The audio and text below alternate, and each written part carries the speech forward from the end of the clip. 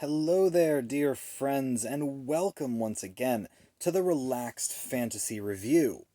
On this channel, we spend our time taking a look at fantasy of all sorts, from games, to movies, to books, and many others.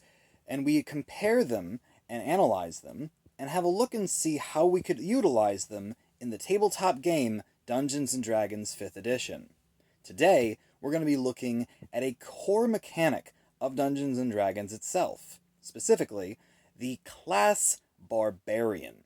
It is one of the oldest and most iconic classes in the whole game, but rather than taking a look at the individual subclasses, why don't we take a look at the class itself and analyze all of its individual parts and pieces to see how it works at its core. The Barbarian has a hit die of D12, making it the highest die that any character can have in the game. 10 out of 10 for this. The Barbarian can use light or medium armor,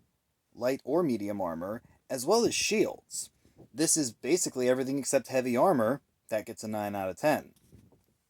The Barbarian is capable of using any weapon, simple or martial. Can't argue with that. 10 out of 10. The Barbarian does not have any tool proficiencies at its core, and while that's not exactly uncommon, it doesn't provide any boost to the class whatsoever. 5 out of 10. The saving throws of the Barbarian are Strength and Constitution. These aren't the most useful saving throws in the entire game. Constitution can come in real handy, but Strength not so much. I give them, between them, a 7 and a 10 out of 10. The skill list of the Barbarian. The Barbarian gets to pick 2 skills from a list of only 6. Not a great amount of variety there. The Barbarian isn't exactly a skill junkie. That gets an 8 out of 10 and a 7 out of 10. Now, the Barbarian's main skill, and the one most of us are here for, is the Barbarian Rage. The Rage, when you go into a Rage, you get advantage on all your strength checks and saves. You get bonus damage to all your melee attacks, and you get resistance to all physical damage. This is incredible. You can't cast or concentrate on spells, but to be honest, the Barbarian doesn't have any, unless they pick a very specific class or take some sort of feat. So this power, 10 out of 10. This is what we're here for. Another thing the Barbarian gets is the unarmored defense power. Rather than simply using 10 plus dexterity to work out their armor class when they're unarmored, they use 10 plus dexterity plus constitution, giving them a nice buff when they're not wearing armor, and this still works when they're wearing a shield. Barbarians are some of the toughest out there. This power gets a 10 out of 10. Now the Reckless Attack. The Reckless Attack comes in, and you can choose to gain advantage on your melee attacks for a turn. But by doing so, you give advantage to enemy attacks against you. The key picture here is that advantage in your hands as an adventurer, most of the time, is better than the advantage that the enemies get in their hands. You make better use of it. This means that this power is a straight up 9 out of 10. Very, very helpful and useful in almost every situation. Now the Barbarian's Danger Sense. This gives you advantage on dexterity saving throws, and makes it so it's hard for you to be surprised. This is a useful skill most of the time. Dexterity saves are one of the most common in the game, so 9 out of 10. Barbarians get ability score improvements 5 times between levels 1 and 20. This is pretty standard, but there are a couple classes that can get more, so 8 out of 10 for this one. The Barbarian gets extra attack. Pretty normal amongst melee classes and fighter classes, but is it ever a bad thing to get extra attack? 9 out of 10 for that. The Barbarian is a special one because only a couple classes get faster movement simply by their class. The Barbarian's one of them, getting a plus 10 with the fast movement power. Extra speed, extra maneuverability, always helpful. 10 out of 10. The Feral Instinct power. The Feral Instinct power means you've got that animal instinct, and you get advantage on all your attack rolls. Correction. You get advantage on all your initiative rolls, not attack rolls. Initiative rolls, meaning that you can jump into combat and you can really stick it in there and get first up in line, making sure you're the one taking all the hits. This is a very useful ability, 9 out of 10. Brutal Critical.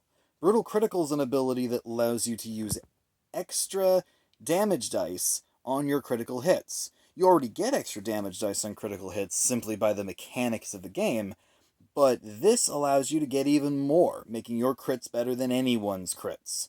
Crits, however, don't come up super often. You don't have any powers that boost your die to let you crit more often.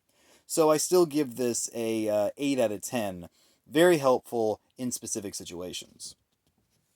Then there's the Relentless Rage power. This is a super ability.